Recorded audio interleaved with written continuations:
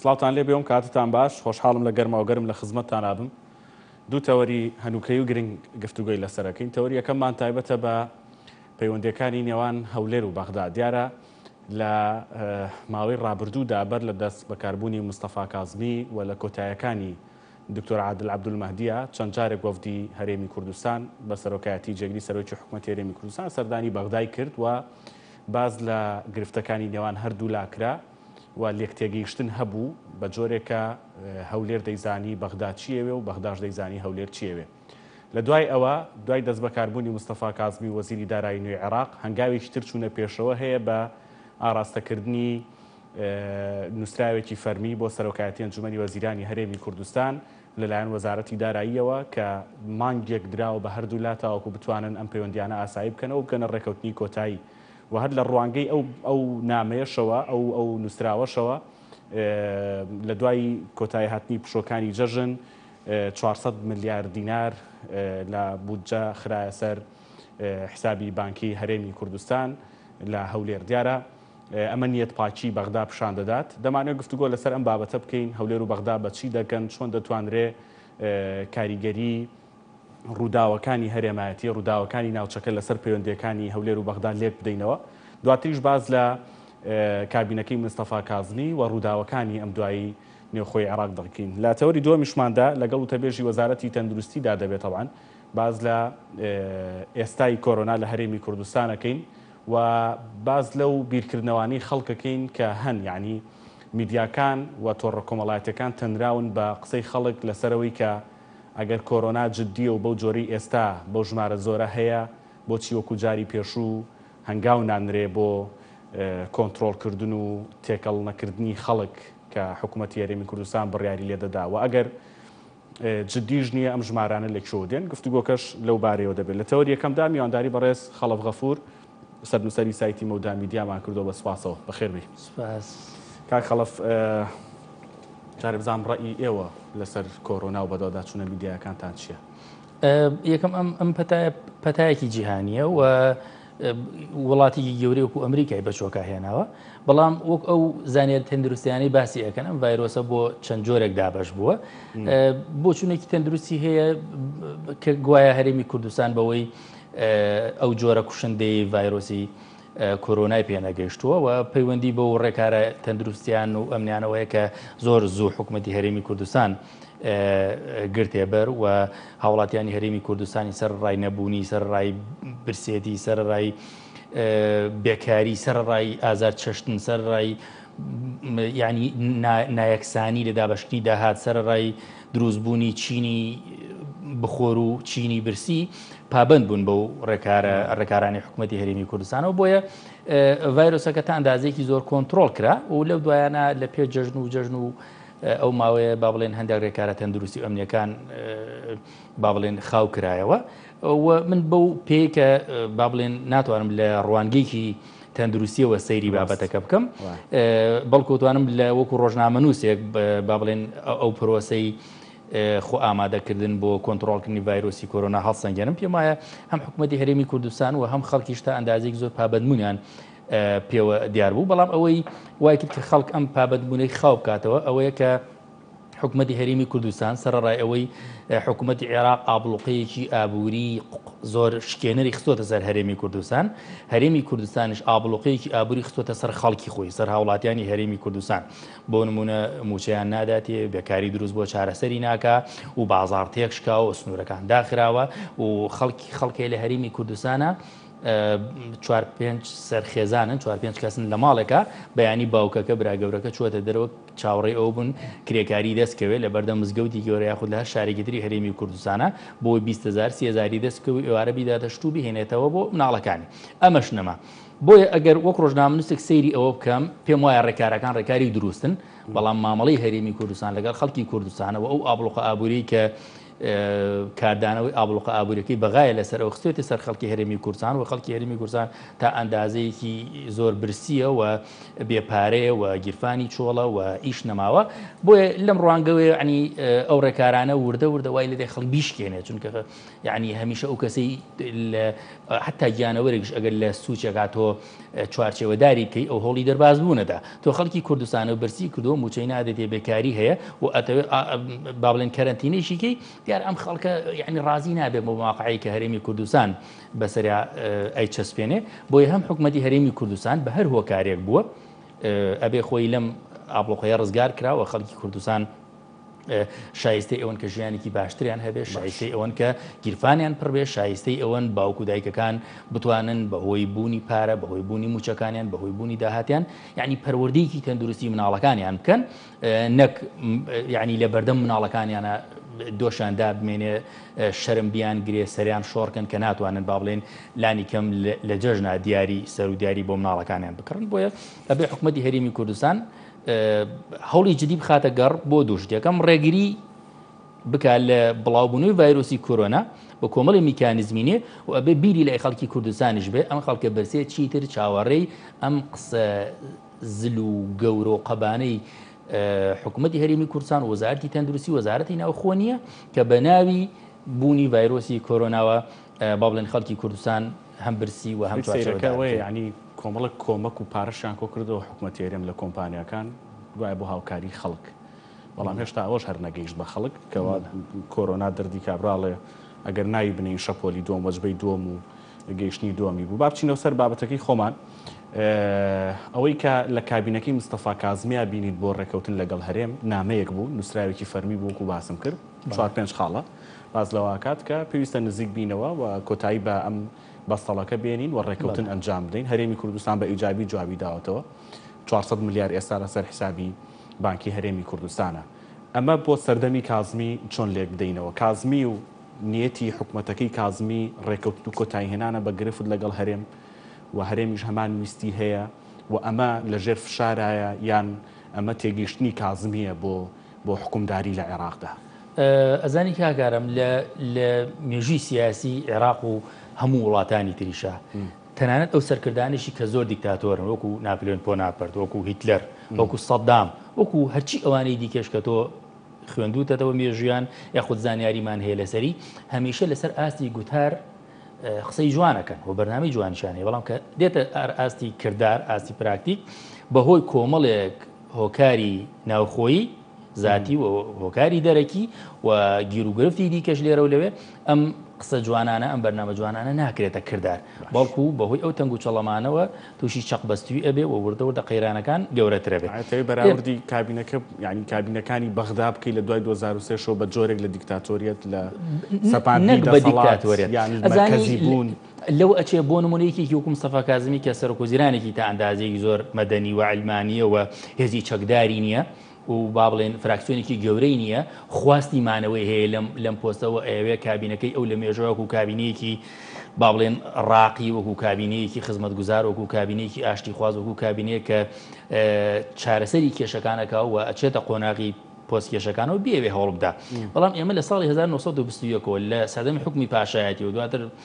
با بڵێن عەبدولکەریم قاسم دێوە بێتە کۆماری دواتر یعنی ئەحمەد حەسەن بەکر و سەدام و هەموو ئەوانە ئیتر تا دوای ئەوە عەلایی و دێ بۆ ئێرە هەمویان قسەی جوانن بۆ چارەسەرکردنی کێشەکانی کورد کردووە و تەنانەت لە سەردەمی ئەحمەد حەسەن بەکر و سەدامە ڕێککەوتنامەی 11 ئاداری 1970 با بڵێن واژووی لەسەر ئەکرێەوە 4 ساڵی ئارامی لە عێراق و لە کوردستانە دێتە کایەوە کورد لەو کاتا لە ڕووی فەرهەنگی لە ڕووی سیاسی با بڵێن ئەگەشێتەوە بەرەو پێچوون بەخۆیە بینێ و ئارامی و ئێوێ بکەوێتە سەر پێی خۆی بۆ ئەوەی ئەم دەرفەتە بخۆزێتەوە بۆ خۆبنیاتنان بەڵام دواتر کە سەدام بەهێزە بێتەوە لە ساڵی 1970 لە 75 کۆتایی دێ یعنی بینیمان مالیکیش کاتێککە پێویستی بە کورد بوو هاتە هەولێر و جعفەریش هاتە هەولێر و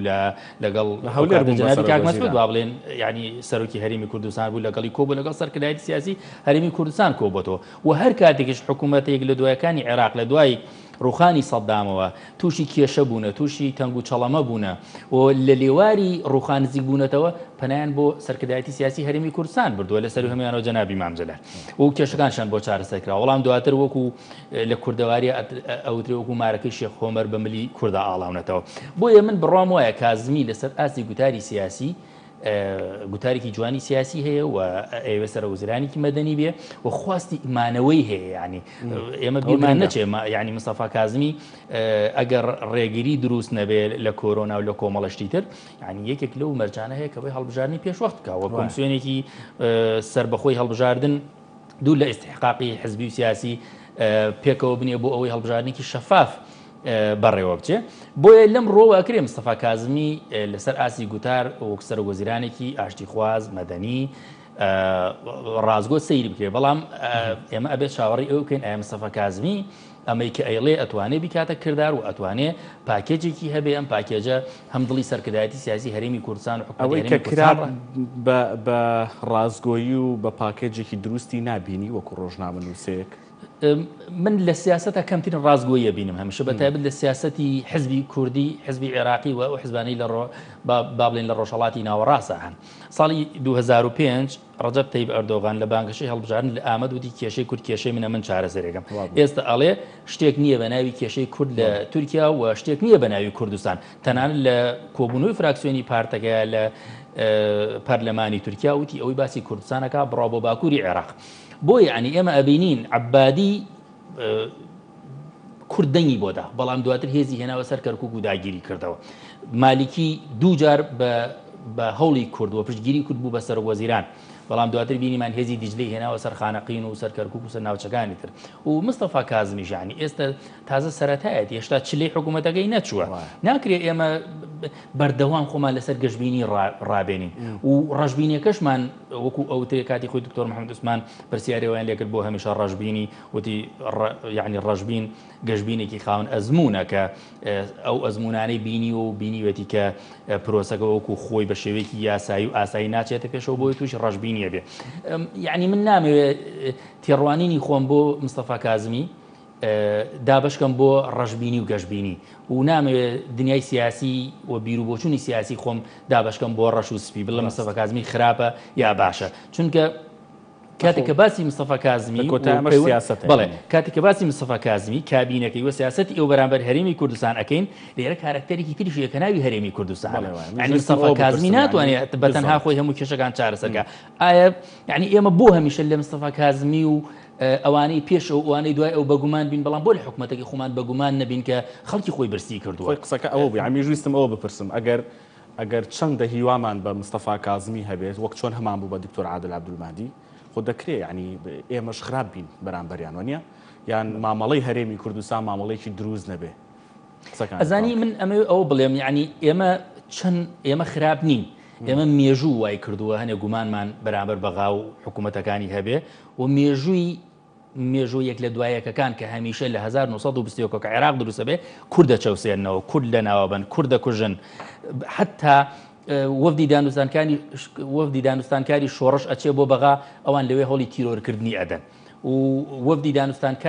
کار ئەدێرن بۆ شاخەکانی کوردستان هەوڵ ئەدەن لە ڕێگەی تەقینەوە سەرکردەکانی کورد بگوژن یعنی بۆیە ئێمە بەردەوام بەگومانین لە بەغا ئەگەر چی ئەوان خیتابێکی جوانیشیان هەبێ ئەگەر سیاسەتێکی تا ئەندازەیەک تەندروستیان هەبێ بەڵام ئەمە ناکاتە ئەوە ئێمە بەردەوام لە دۆخی گومان و ڕاڕاییە بین و پێمان وا بێ مستەفا کازمیش وەکو عەبادی وەکو مالیکی وەکو جەعفەری و کێکێ نایوە ڕێککەوێ لە سیاسەتە تۆ ئەچیتە دانوستانەوە لەگەڵ کازمیە و کازمی کۆمەڵێ شتی خۆی ئەوێ کۆمەڵێ بەند و ڕێوشۆنی سیاسی و یاسایی دەستوری ئەوێ کە هەرێمی کوردستان ئەبێ پێوەی پابەند بێ کاتێک ئەڵێم پێوەی پابەند بێ لەبەرەوەی ئێمە زۆرینەی خەڵکی کوردستان و خەڵکی عێراق دەگمان بۆ دەستورێک داوە کە ئەم دەستورەیە کە ئێستا دەستوری باڵێ هەمیشەی عێراق 2005 پەسەند کرا ئەم دەستورە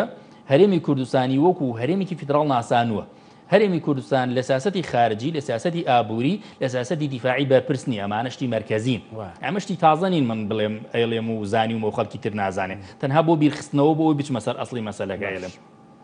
کە ئەمانە هەیە بۆ نمونە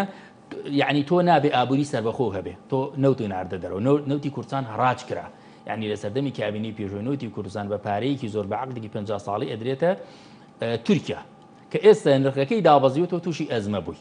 و پێشتریش هەر تووشی ئەزمە بوو، ینی ئەزمە یابووری تا تقریبا 2014 دەستی پێگرۆ 6 ساڵە بەردەوامی هەیە، بەڵام قۆناغ بە قۆناغ بەهۆی هەڵکشان و داکشانی نرخینەوت بەهۆی میانڕەوی و توندڕەوی سەرۆکوەزیرانەکانی عێراق بە پێی سیاسەتی بەرز و نزم و نایەگرتووی هەرێمی کوردستان ئەم کێشانە هەڵبەز و دابەزیان کردووە. بۆیە ئەو ڕۆژێنانەی کە بەغا داوایەکە هەرێمی کوردستان پێوی پابند بێ لە ڕادەستکردنی 250,000 بەرمیل نەوت و لە ئەوەی کە ئەو سەرفیاتانەی کردوویەتی ئەبێ شەفاف بێ ئەبێ ڕادەستی حکوومەتی عێراق بکرێتەوە بەڵێ و ئەبێ ئەمانە ڕوون بکرێتەوە بە حکوومەتی عێراق. بەڵام ئایا وەکو کوردی وەکو ڕۆژنامەنووسێک ئێمە نابێ بپرسین ئایا حکوومەتی بەغا خۆی شەفافە خۆی گەندەڵ نییە؟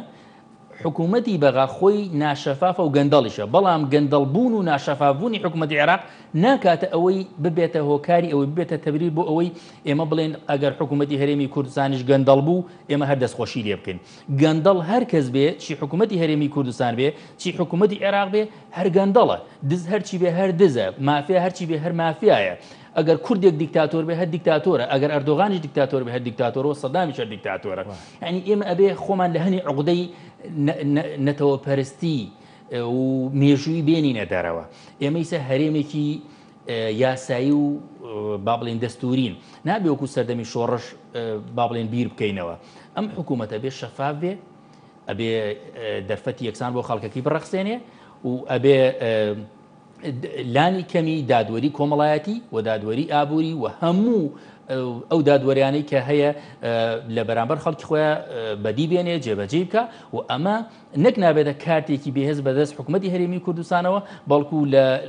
لە پەیوەندی هەرێمایەتەکانی لە پەیوەندی نێودەوڵەتیەکانی و لە مامەڵە و لە دانوستانەکانی لەگەڵ حکوومەتی عێراق کارتێکی با بڵێن بەهێزە. و حتا ناوبانگی هەرێمی کوردستانی لەسەر ئاسی نێودەوڵەتی پێی جوانە بێ. یعنی ئێمە ئەگەر ڕێژەی کوشتنی ڕۆژنامەنووس و تێهەڵدانی و زیندانیکردنی لە هەرێمی کوردستانە سفر بێ، ئاستی ئازادیەکەمان ئەوەندە بێ ئەمانەی تیانە بێ، ئەمە دەستکەوتە بۆ ئێمە، ئەمە ترسی حکوومەت نییە، ترسی حیزبەکان نییە لە ڕۆژنامەنووس. ینی هەر حکوومەتێک بێویستە توانێ من وەکو ڕۆژنامەنووسێ بمکوژێ و هەنێ مزاهرە ئەگرێ و کۆتایی دێت وەکو چەند ڕۆژنامەنووسی تریش کوژرا و یعنی هەروە خوێنیشان بەفی ڕۆچووە و ئیسش ڕۆژانە حکوومەتی هەرێمی کوردستان لەسەر ناوی جۆرا و جۆر ڕۆژنامەنووسەگرێ و تێیشی هەڵەدا و کامیرەکەی شێشکێنێ و هەر کۆمەڵێ بەیان نامە دەرەکرێ و کۆتایی دێ. من ئەمەوێ ئەوە بڵێم حکوومەتی هەرێمی کوردستان ئەبێ زۆر سەرڕاز بێ لەگەڵ خەڵکی خۆی، لەگەڵ حیزبەکانی بەشدار، لەگەڵ بەغا، لەگەڵ دەوروبەر. سەرڕازبوون خاڵی بەهێزە، خاڵی لاواز نییە. ئێستا محەممەد سدیق یعنی لە فەیسبوک نووسێتیڵێ ئەوەندەی خەریکی خۆخۆری و دۆزینەوەی نەقسی یەکترین خۆخۆری و نەقسی یەکترین ئەوەندە سیاستمان بەرامبەر بەغدا بکردا ئێستا ئێمە مەرکەز بووین ئەوان. بەڵێ ڕاستە مێژووی کورد پڕێتی لە خۆخۆری و مێژووی کورد پڕێتی لە پڕپڕە لە خیانەت و پڕپڕە لە شتی جوانش و پڕپڕە لە نەبەردیش و پڕپڕە لەوەی کە تۆ شانازی پێوە بکەیت. یعنی دەیان داستانمان هەیە لە مامەڕیشەوە بیگرە بۆ ئەوانەی ترش داستان یعنی پاڵەوانن وەکو جیڤارا وەکو هەموو ئەوانی ترش کە لە مێژووی بزوتنەوەی ڕزگاری خوازی خەڵکی جیهانە هەبووە، بزوتنەوە با بڵێن ئازادی خوازەکان شۆڕژگەڕەکان. بەڵام یعنی ئێمە ئەمانەوە بە ناوی شۆڕژگەڕێ و بە ناوی شەرعەتی شۆڕژگەڕێەوە یعنی هەرچی گەندەڵی هەیە ئەکرێ حکوومەتی هەرێم هەر حزبێکێکا بۆی بچێتە سەر. ئەبێ حکوومەتی هەرێمی کوردستان لە چەند شتێک هەیە تێبگا. یەک لەوانە ئەبێ حکوومەتی هەرێمی کوردستان پاکێجێکی نیشتیمانی هەبێ بۆ ئەوەی هەموو حزبە سیاسەکانی هەرێمی کوردستان کۆدەنگ بن بەرامبەر ئەوی تر کە ئێمە ناومان ناوە نەیار، بەرامبەر ئەوی تر کە ئێمە ناومان ناوە دوژمن، بەرامبەر ئەوی تر کە ئێمە ناومان ناوە پارەمان ناداتێ ئاڵۆقە قاتە سەرمان مافی مرۆڤ پێشێلەکە چی و چی. ئەوە یەک. دوو ئەبێ حزبە سیاسەکانی بەشدار لە حکوومەتی هەرێمی کوردستان ناکرێ وەزیریان هەبێ، جێگری سەر وەزیرانیان هەبێ، مدیری عامیان هەبێ، پەرلەمان نەببوورە چونکە پەرلەمان ناگاتە بەشداری لە حکوومەت، ناکرێ قاچێکیان لە ناو حکوومەت بێ و قاچێکیان لە دەرەوە بێ. هەموو حزبێکی سیاسی ئەبێ گوتاری سیاسی هەبێ، ئەبێ ئامانجی نزیکمەودا و ئامانجی دوورمەودای هەبێ. لە هەرێمی کوردستانە حزبەکان حکوومەتداری و ئۆپۆزیۆن بوون تێکەڵەکەن. یعنی شەقامیان شەقامێکی ئۆپۆزیۆنە، سەرکردەکانیان بەشدارن لە نازونوز و لەو کێکەی کە حکوومەتی هەرێمی کوردستان دابەشی کردو بەسەریانە. بۆیە لەلایەک تەبان لەسەر ئاسی سەرکردایەتی لەسەر ئاسی شەقام لە تۆڕەکانی کۆمەڵایەتی بە تایبەت فەیسبوک یەک تەخوینەکەن و قسەی سوک بە یەکەکەن و جنێو بە یەکەدەن بەڵام لە کۆبوونەوەکانە وانی باش و یعنی دەیان نمونەمان هەیە کاک ئارام گەورەترین مەترسی لە ئێستا لەسەر هەرێمی کوردستان هەیە ئێستا لە زاخۆ بیگرە حتاوەکو ئەو چەند ڕۆژە لە نزیک ماوەت فڕۆکە بێ فڕۆکەوانەکانی تورکیا دایان لە با بڵێن کوخێکی پەکەکە و سێگەری لایەن شید کرد تورکیا حزوری هەیە لەم لاوە ئێران حزوری هەیە یعنی لە هەرێمی کوردستانە ئێستا هەرچی ڕووجانە وەرنەبێ هەرچی شتی خراپ نەبێ دەورەی داوین لەناو ئێمە هەیە یعنی سوۆشیال میدیا بۆ وڵاتان بۆ تێکدانی شیرازەی کۆمەڵایەتی بۆ تێکدانی شیرازەی سیاسی بەکاری ئەهێنن و دەیان کێشە و گێروگرفتیان دروست کردووە کە بۆ تەمایی ئەوەی با بڵێن حزبە سیاسیەکانی هەرێمی کوردستان نەتوانن ئەو گوتارە سیاسی ئەو بەرنامەی کە لەسەری ڕاکەوتون جێبەجێکن بۆیە کە تۆ ئاستێکی کۆمەڵایەتی خراپ هەیە تێک تڕژاو هەیە پەیوەندیکی سیاسی خراپ نێوان هێزە سیاسیەکانە هەیە و نەک پەیوەندێکی سیاسیە تا ئەندازەی شەڕکردن بەرامبەر یەکگیراوە تا ئەندازەی ئەوەی کە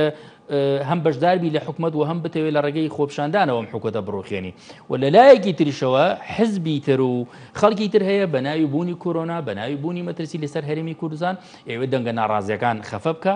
ئێوێ پارە نەدا ئێوێ گوێ بخێوێنێ لە ژیانی و لە ژیان و لە ئاستی گوزەرانی خەڵکی کوردستان بۆی هەموو ئەمانە خراپن چارەسەر ئەوەی واز لە خۆخەری بهێنرێ و پاکێجی گەیشتمانی کوردستان هەبێ بۆ مامەڵەکردن لەگەڵ باشە ئەوەی کە بەر لە دەست بەکاربوونی مستەفا کازمی بەدیەکرا یعنی کۆدەنگیەکی نزیک لە گشتگیر لە نێو ماڵی شیعیا هەبوو بۆ دەست بەکاربوونی مستەفا کازمی و بوونی بەسەر وەزیران ئێستا کە دێتە سەر ڕۆژ و چەند سەعاتێک بەر لە دەست بەکاربوون و چوونی بۆ پەرلەمان بۆ سندخوادر مەجموعەیەکی دەکشێتەوە وا دەکا کە کابینەکەی مستەفا کازمی حەوت وەزیری بەتاڵ بێ نەتوانێت تا ئێستا پڕیان بکاتەوە لە لایەکی تریشەوە هەژمونی ئەمریکی ئێرانی لەسەر خاکی عێراق وازەحە و ڕوونە یعنی بۆ مستەفا کازمی باز لە دۆستایەتی و نزیکایەتی دەکرێت لەگەڵ ئەمریکیەکاندا ئەم معادلەیە بە چۆ دەگا ئەگەر چی معادلەکە ئاسان نییە و لە دوای ساڵی 2023 شەو بە بەردەوامی ئەمە بوونی هەبووە ڕۆژێک ئێرانیەکان توانیویانە هەژمونی تەواوەتی خۆیان لە خاکی عێراق جێبەجێ بکەن و ئەمریکیەکان دوور بکەنەوە ئێستا ئەمریکیەکان وردە وردە ئەم فشارە دەکەن بۆ چۆ ئەچێ ئەمە ئەزانی کۆماری ئیسلامی ئێران ئێستا لە ئەسەر ئاستی ناوخۆ خەڵکی ناڕازی و دۆخی خراپی ئابووری و کۆرۆنا تەنیا پێ هەڵچنی لەسەر ئاستی هەرێمایەتی ئەمریکا لە بینیمان یعنی لە بەغا جەنەڕاڵ قاسم سولەیمانی کوشت و ئەمە وەکو ئۆترە سەرۆک کۆماری ئەم وڵاتانەی دەور و بەرش بێ بە شێوەی سێبەر ئەم دەستەشی بڕی و کۆتایی پێهێنا و ئەمە تا ئەندازەیەکی زۆر ڕۆڵی هەبوو لە گەڕانەوەی هەیمەنەی ئەمریکی لە دەرەوەی سنوورەکانی خۆی بۆ ناو سنوورەکانی خۆی لە لایەکی ترەوە ئێران لەگەڵ سعودی کێشەی هەیە لەگەڵ ئیسرائیل کێشەی یعنی بینیمان لە یەک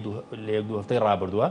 فڕۆکە جەنگیەکانی ئیسرائیل کۆمەڵێک ئامانجی هەرە گەورەی ئێرانیان لە ناو سووریا کردە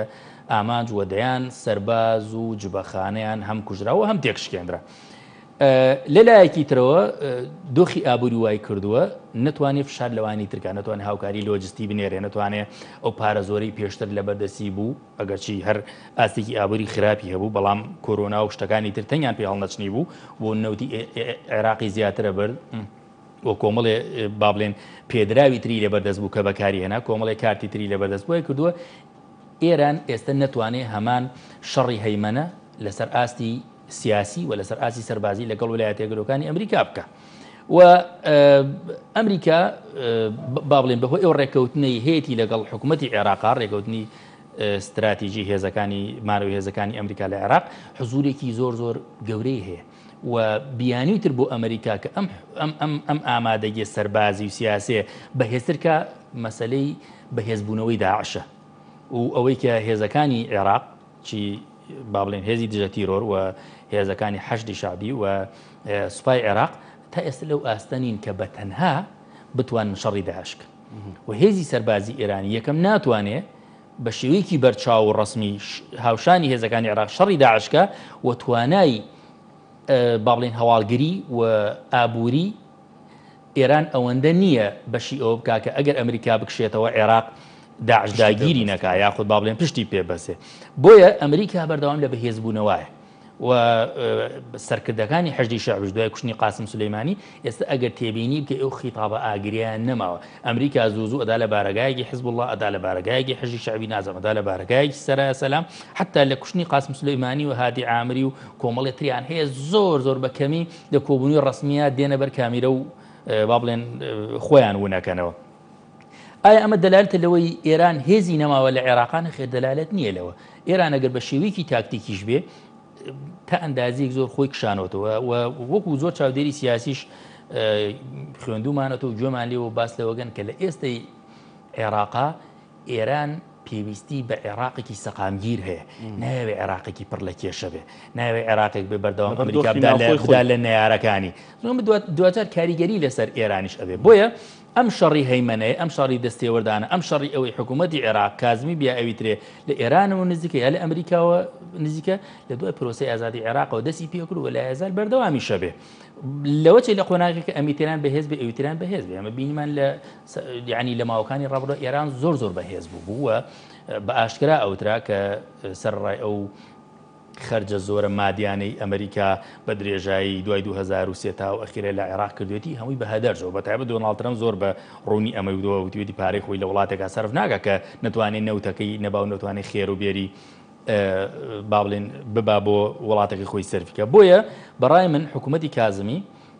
تا ئەندازەیەکی زۆر وەک حکوومەتەکانی تر ئەبێ هەوڵی ڕاگررتنی هاوسەنگیدا لە نێوان ئەمریکا و ئێرانە بەڵام ئەتوانێت بە جۆرێک لە جۆرەکانی تر بەوەی کە ئەمریکا لەوە چێت تا ئەندازێکی زۆر پشتیوانی بکە بە تایبەت لە مەسەلەی هەڵۆشان و حێزەکانی حەشدی شەعبی کە ئەمەش ئاسان نییە و بە نزیک بوونەوەی لە سعودی و لەوانی تر و یعنی بینیمان ینی وەزیری دارای عێراق لە چەند ڕۆژی ڕابردووە چوو بۆ سعودی بۆی پارەی لێ قەرزکا بۆ مەسەلەی مەعاش و خەرجەکانی تر هەنی پێشتر بۆ ئێرانە چوون زیاتر لە ئێران نزیک بوون ئێستا سعودی یەکەم وڵاتە کە مستەفا کازمی بانگێشتەکە بۆ سەردانی ڕسمی و هەم وەزیری دارایی عێراقش ئەچێ پارەی سعودی ئەهێنێ بە قەرز بۆ عێراق بۆ ئەوەی پرۆسی سیاسی ژیانی خەڵکێک نەچێەوە بەردەوام بۆیە ئەگەر ئەمریکا بەهێز بوو بێتەوە ئەگەر ئەم حکوومەتە قەرز لە وڵاتێکی ڕکابەری ئێران وەکو سعودی بکە حتمما وردە هەیمەنەی ئێرانی کەمتر ئەبێەوە باوەڕ ناکەم لە بێهێزبوونی هەیمەنەی ئێرانی لە عێراقا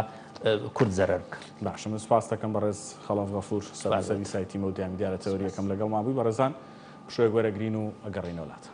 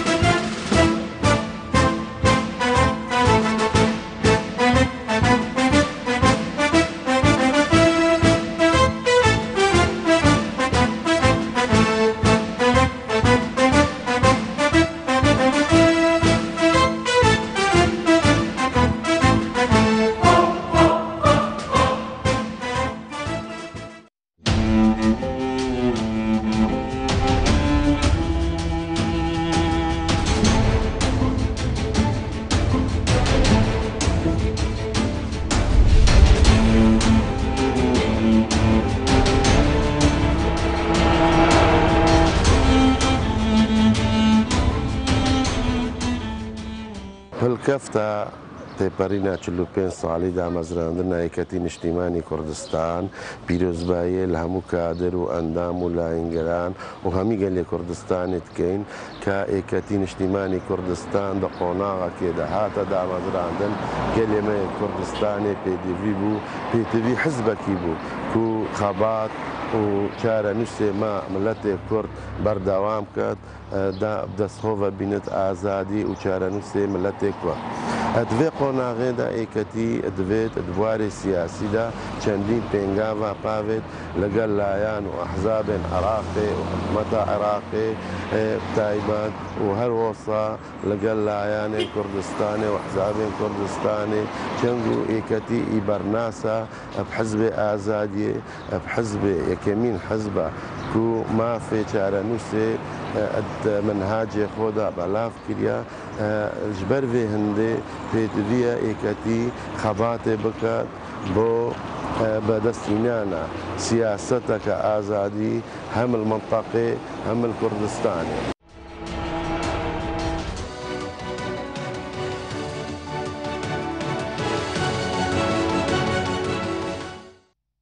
جارێکتر سڵاوتان لێبێ بەڕێزان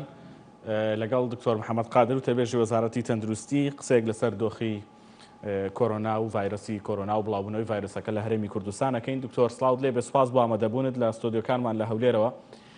دکتۆر یعنی ئێستا لە قۆناغێک داین جاری پێشوو کە حکوومەت هێرێمی کوردستان حاڵەتەکانی ڕادەگەیان و باسی لە مەترسی ڤایرۆسی کۆرۆنا کرد، بەڕاستی خەڵک پابند بوو و گرنگی پێدەدا. ئەم جارە ئەوە نابینرێت. تۆ خەلەلەکە لەکوێ بینی؟ خەڵک یعنی خەڵک متمانی بە حکوومەت نەماوە کە قسە دەکا، یان حکوومەت و وەزارەتی تەندروستی نەیتوانیەوە بەباشی مەترسیەکە بگەێنێ، یان بیرکردنەوەی خەڵک گۆڕاوە، یان معیشەتی خەڵک واکە ئەم دۆخە ئاوا دروست بێتەوە؟ سپاس دەکەم، فەرموو.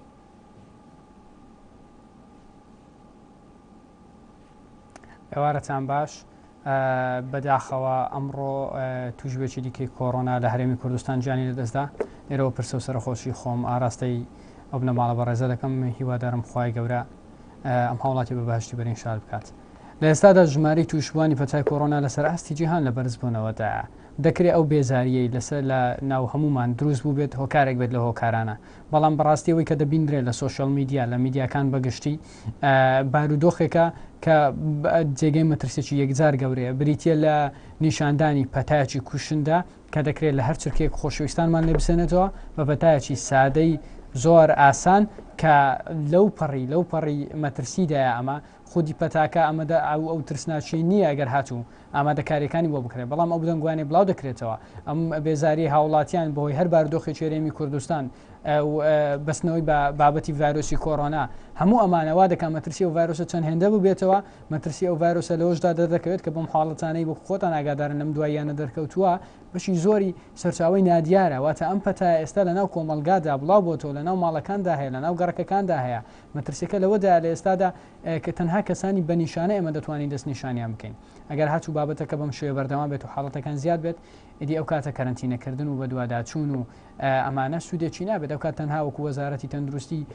ئەگەر دوور بێ حاڵەتە بگاتە چەند هەزار حاڵەتێک، تەنها دەتوانین بە دوای خزمەت گوزاری نەخۆشەکانەوە بین. باردۆخەکە بەڕاستی لە ئێستادا مەترسیدارە لەبەر هەست نەکردنی هاوڵاتیان بە مەترسی ڕاستی ئەو پەتایە.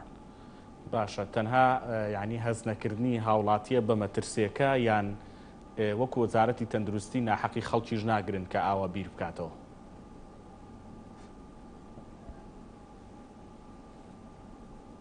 ئەوە دەوەستێتە سەر تێڕوانینی خەڵک بۆ بابەتی کۆڕۆنا، دەوەستێتە سەر ئەوەی ئەم هاوڵاتیە چۆن دەڕوانێت لۆکاڵی سێ دەکات کە تەنها دروستکراوی تەڕەفێکە یان وەکو پەتایەکی جیهانی. دەکرێت ئەو پرسیارە لە حکوومەت بکرێت، بەڵام مهمە وەکو وەزارەتی تەندروستی لەلایەنی تەندروستی و سەری ئەم پەتایە دەکەین کە پەتایەکی جیهانیە لە 210 وڵات زیاتر لە ئێستادا خەڵک بەدەستیەوە دەناڵێنێ. ژماری توشبووان 6 ملیۆن کەسە، ژمارەی مردووان نزیکی 400,000 کەسە. ئەمانە هەر هەموو نیشانەی یەکجار گەورن، مەترسی یەکجار گەورن. من کەسێک بەمباری داراییم هەر چۆن بێت کۆڕۆنا دەمگرێت، من کەسێک بم هەر حزبێک بم کۆڕۆنا دەمگرێت، من کەسێک بم ئەنتیمای سیاسی ئەنتیمای نیشتیمانیم بۆ هەر لایەک بێت لەژێر مەترسی کۆڕۆنادام. بابەتەکە لەوە دەرچووە کە من ئیمانم بە کۆڕۆنا نەبێت. ئێستا گەر من ئیمانم بە کۆڕۆنا نەبێت و خۆم نەپارێزم، مەترسی لەسەر تۆ دروست دەکەم، مەترسی لەسەر هاوڵاتیانی دیکە دروست دەکەم. بابەتەکە شتێکی تاکە کەسی نییە، بابەتێکی نیشتیمانی مەترسیدارە و بابەتێکی جیهانیشە. داتاکانی ڕێکخراوی تەندروستی جیهانی هاوکاری من و تۆ ناکەن، بۆ لایەنێک بەردەپۆشی هیچ ناکەن. داتاکە راپۆرتەکانی UN سایتە نێودەوڵەتیەکان ئەمانە تەداخلی هەموو ئەو ململانەیە سیاسی و ململانەیە ئابووری نێوان وڵاتان و نێوان حزبەکان ناکەن. مەترسی و ڤایرۆسە یەکجار بەرزە. بەداخەوە ئەم بارودۆخی هەرێمی کوردستان وای کرد کە هاوڵاتیان ناچار بن دووبارە بگەڕێنەوە سەر ئیش و کاری ڕۆژانیان بەمەش بەرکەوتنەکان زیاتر بێت، بەڵام بیرمان نەچێت دەردەکەمان نەبێتە دوو دەرد، دەردی با بڵێن ئەو بارە ناخۆشەی کە لە هەرێمی کوردستان تێدا و دەردی کۆڕانش بێتە سەر. هیوادارم ئەو دوانە بەچایەکی جیاوازەوە سیر بکەین، هەر ئینتیمایەکی حزبی و سیاسیمان هەبێت، با لە پەتای کۆڕۆنا هاوبەش بین. لە زۆربەی وڵاتان ئێستا بەرەی ئۆپۆزیسیۆن حزبە جیاوازەکان هەموو بەیەکەوە پاڵپشت دەبن بۆ ئەوەی ڕوبەڕووی پەتای کۆڕۆنا ببنەوە. باشە، ئەوەی کە لە ماوەی ڕابردوودا لە سەرەتای هاتنی ڤایرۆسی کۆرۆنا بۆ هەرێم ڕوویدا، یعنی بەو جۆرە مەترسیدار نەبوو کە ئێستا وەزارەتی تەندروستی و کەرتە تەندروستەکان بەگشتی باز لە مەترسیداربوونیەکەن ئەو حاڵەتی ئەمڕۆ ڕوویدا بە کۆچی دوایی ئەو بەڕێزە کە تەمەنی 37 ساڵ بووە ڕۆحی شاد بێ یعنی ئەمە دەرخەری ئەوەیە کە ئەم جارە و ئەم دۆخی کە ئێستای تێداین ڤایرۆسەکەی تێدای لە هەرێمی کوردستان مەترسیدارە ئەگەر وایە پلانی ئێستا چی ئەبێ پلانی خێرای حکوومەتی هێرێم وەزارەتی تەندروستی بۆ ئەم دۆخی ئێستا چیە بێ کە ئەگەر ئاوە مەترسیدار بێ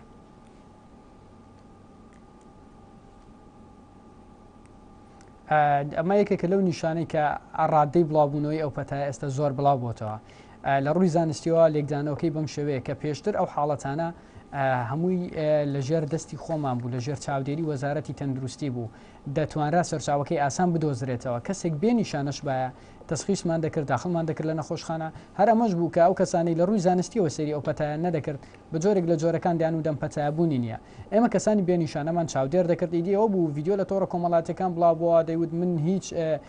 شکوایەکم نییە بۆ داخلیان کردوم ئەمە بوو ئەوە بوو ئەم کەسە نەبێتەوە هۆکاری بڵاوبوونەوە لە کۆمەلگادا بەڵام کە کەسانێکی بێ نیشانە لە ناو کۆمەلگادا بوونیان هەیە دەکرێت کەسە من بمیان بەڕێزت بیت هەڵگیری ئەم پەتاین خۆمان هەستی پێ ناکەین هیچ نیشانەیەکمان نییە و دەگوازینەوە بۆ کەسانی دیکە ئەمێ مەترسیەکەی کە ئێستا بەرزترە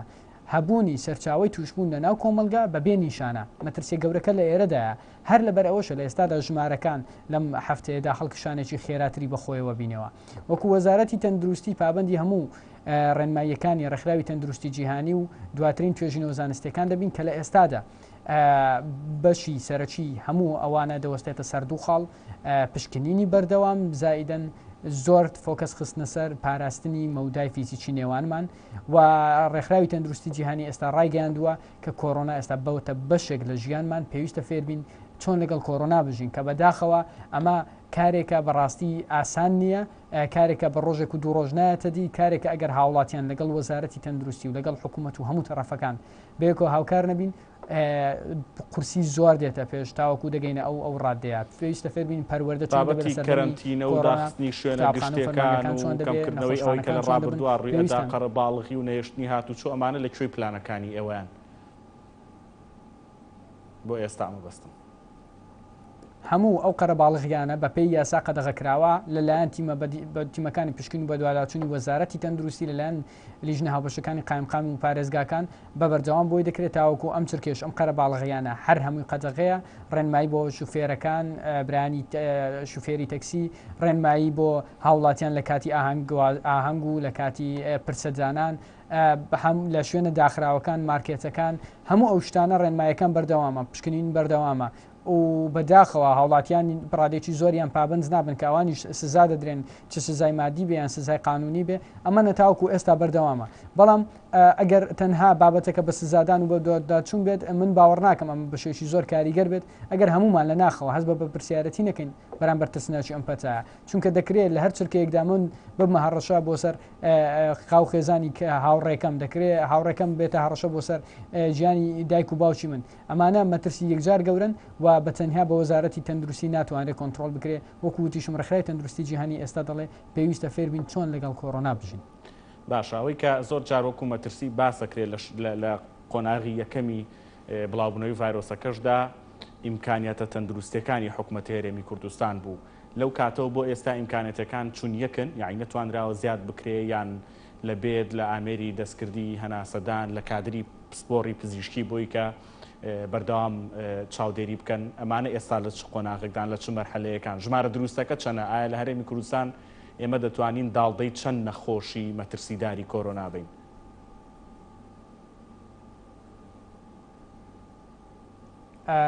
ئەو بەشی کۆتای پرسیارەکەم زۆر جوان بەدڵە داڵدەی چەند دەتوانین بدەین ئەو چەندێ ئێمە مەترسی ئەو پەتای پێدیاری دەکەین لە ئێستادا ئێمە لە سەرەتا دەستمان کرد بە دیاریکردنی شوێنەکان لە هەموو شارەکان کە تا چەند دەتوانین یارمەتی و خزمەتگوزاری تەندروستی پێشکەش بە هاوڵاتیان بکەین بێگومان ئەوانە ژمارەیان زیاد بوو لە ئێستادا نزیکەی 500 قەرەوێڵات تقریبن بە نزیکەی دیاری کراوە وەکو شوێنی داخل بوون نزیکەی 200 بێدی هەناسەدانی دەستکرد هەیە و کارمەندی ڕاهێنراو هەیە لە پزیشک و لە کارمەندانی تەندروستی لە پێداویستی پزیشکی بۆ ئەم ژمارە بە هیچ شێوەیە کێشەمان نییە لە شوێنەکان کێشەمان نابێت بەڵام ئەم قسانی من دەکەم بۆ ئەمڕۆ وەکو 35 2020 ڕاستە ئەگەر هاتو ژمارەکان بەرز ببێتەوە بە شێوکی چاڕوان نەکرا بگاتە چەند هەزارێک بێگومان ئێمەش بەو سیستەمە تەندروستی هەمانە کە بێگومان ناتوانین مقارنەی بکەین بە سیستەمی تەندروستی وڵاتی سوید وڵاتی ویلایەتە یەکگرتووەکانی ئەمریکا ئیتالیا ئێمەش نوردارین تا حدێک دەتوانین ئەمانە لەخۆ بگرین قۆناغی داهاتوو ئەگەر وا بڕوات لەوانەیە وا پێویست بکات کە ئەو کەسانی بێنیشانە و نیشانەدارن لە شوێنی جیاجیادا بندرێن لەوانەیە پێویست بکات نەخۆشخانەی دیکە بکرێتەوە کە ئێستا تایبەتە بە نەخۆشی دیکە تەنانەت لە قۆناغی زۆر تونند و خراپدا گریمانەی ئەوە هەیە زۆربەی خزمەت گوزاریەکان دیکەی تەندروستی ڕابوەستێت و ببێتە کۆڕۆنا ئەمانە لە حاڵەتێکدا کە تەواو لە دەست دەربچێ بارودۆخەکە و ئەمانش گریمانە لە هەر حاڵەتێکدا ئەگەری ڕوودانیان هەیە دەوەستێتە سەر ئەوەی ئەم ڤایرۆسە چۆن هەڵسوکەوت دەکا و ئێمە چۆن لەگەڵ ئەو ڕێنماییانەی لە ئاستیتیان پێشنیار دەکرێت پابندەمین. باشە ویستم ئامارەکان بکەمە کۆتایی قسەکانمانەوە بەڕاستی دوایین ئامارەکان بەو چواری کە بەر لە بەرنامەکەش یعنی ڕاگەندرا لە پارێزگای دهۆک دوایین ئامارەکان چەندن و چەندی لە ژێر چاودێری وردی تەندروستیایە چەندی نیشانی هەیە و چەندی نیەتیەگەرەوە ڕوونکەیتەوە سپاس دەکەم.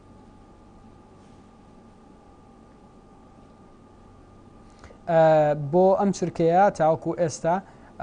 بەرلۆی من داخلی بەرنامەکە بم بۆ چوار حاڵەتی دووهۆک و ئەو حاڵەتی گەرمیانەوە ژماری توشبووان بووە بە 583 توش بوو لە هەرێمی کوردستان 6 حاڵەتی مردن بەداخەوە ڕوویداوە یەک لە پارێزگای هەولێر 5 لە پارێزگای سلێمانی و ژمارەی ئەو کەسانی لە دەرچوون تاوەکو 24 کاتژمێر ڕابردوو 409 کەس لە نەخۆشیەکە چاکبوونەتەوە ئەوەکانی در لە ژێر چاودێری پزیشکیدان بەشی زۆریان ئەمانە لە ئەنجامی پشکنین و بەدووادا چوون و لە کەرەنتینەکردنەکان تەشخیص کراون بەڵام ئەم ژمارانەی ئەم هەفتەیە کە ئێستا بەرەبەرە بەرز دەبێتەوە و لە 100 حاڵەت تێپەڕی داوە بەشی زۆریان نیشانەدارن حاڵەتمان هەیە لە پارێزگای سلێمانی زیاتر لە 10 حاڵەت لە ژێر ئۆکسجیندایە حاڵەتێک باری دەرونی بۆ بوورە باری تەندروستی ناجێگیرە حاڵەتمانەیە لە هەولێر بە هەمان شێوە لە ژێر ئۆکسجیندایە ئەوەی دەربارەی ڤایرۆسی کۆڕۆنایە ترسناچەکەی ئەوەیە کە دەکرێت لە تورکیەکدا باری تەندروستی تێک بچێت لە ماوەیەکی زۆر کووردا تەدریجیەن هەناسەدانی خراپتر ببێت پێویستی بە ئامێری هەناسەدانی دەستکرد بێت بە تایبەتیوانی لەسەر ئامێری ئۆکسجینن حاڵاتی بێنیشانەشیان تێدا بەڵام ئەم حاڵەتانێکی ئێستا دەبیندرن زۆربیان نیشانەدارن دووبارە دەمێ ئەو خاڵە بگەێنمەوە مانای وایە کەسانی بێنیشانە لە ئێستادا لە ناو کۆمەلگا یەکجار زۆرن خۆپاراستن دوورکەوتنەوە لە شوێنی قەرەباڵغ بەکارهێنانی ماسک ئەمانە کاریگەری یەکجار گەوریان دەبێت هاوڵاتی دەتوانێت داهاتووی ڤایرۆسی کۆڕۆنا لە هەرێمی کوردستان زۆر بە ئیجابی دیاری بکات. باشە سەبارەت بە چارەسەرەکان دکتۆر یعنی هەر قۆناغەکانی پێشوو هەر ئەو جۆرە لە چارەسەر بەکاردەهێنرێ یان پێشکەوتنی نوێ لەگەڵ گۆڕانکارەکان کە هەن لەسەر ئاستی دنیا لە هەرێمی کوردستانیش جێبەجێ دەبن.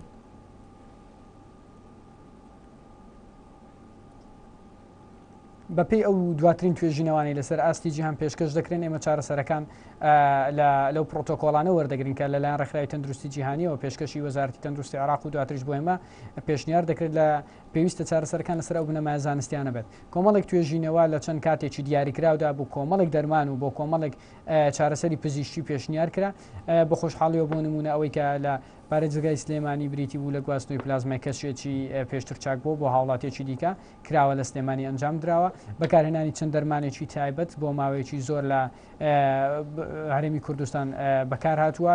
لەلایەن ڕێکخراوی تەندروستی جیهانیەوە ئێستا باز دەکرێت کە لە پرۆتۆکۆڵەکان لای بین ئەمانە با تەنسیق لەگەڵ ڕێکخراوی تەندروستی جیهانی دەبێت و لەگەڵ وەزارەتی تەندروستی عێراق دەبێت بەڵام لەسەر ئاستی یەک توێژینەوە لەسەر ئاستی یەک ئارتیکل یەک با بڵێن وتار و نووسینی زانستی بڕیار نادرێت پێویستە هەموو ئەو بڕیارانەی دەدرێن لەسەر ئاستی زۆر بەرز و باڵای زانستی بێت بۆ نمونە ڕێکخراوێکی وەکو ڕێکخراوی تەندروستی جیهانی ئەو پرۆتۆکۆڵە پێشکەش بکات ئێمەش بۆ هەمان شێوە لەگەڵ وەزارەتی تەندروستی عێراقیش لەسەر خەتین بۆ ئەوی دواترین پێشهاتە زانستی و ڕێکارە زانستیەکان بۆ هاوڵاتیان دابین بکرێن.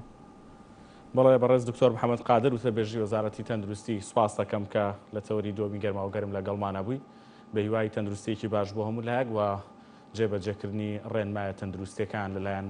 هەمومانە و پاراستنی کوردستانی ئینشاءالله لە ڤایرەسی کۆرۆنا و بڵاوبوونەوەی زیاتری پەتاکە. گەرما و گەرم پێشکەشکرا خواتان لەگەڵ.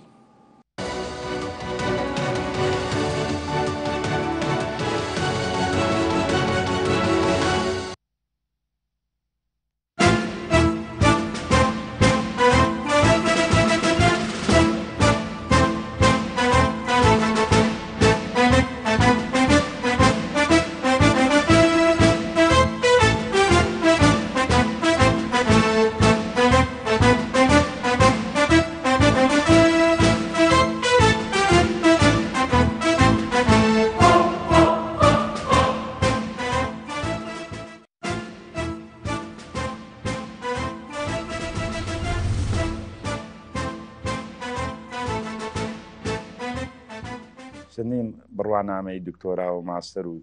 بەکایەوە ینی کە ڕێژەکە ێزگار بەرزانی ئەگە بەراوردیکەین لە چاو قۆناغی سەرکایەتی ڕابردووە ئەمە ماناوە جیلێکی گەنج و خوێنەوە لە ناو ئەنجومەنی سەرکایەتی یەکێتی نیشتیمانی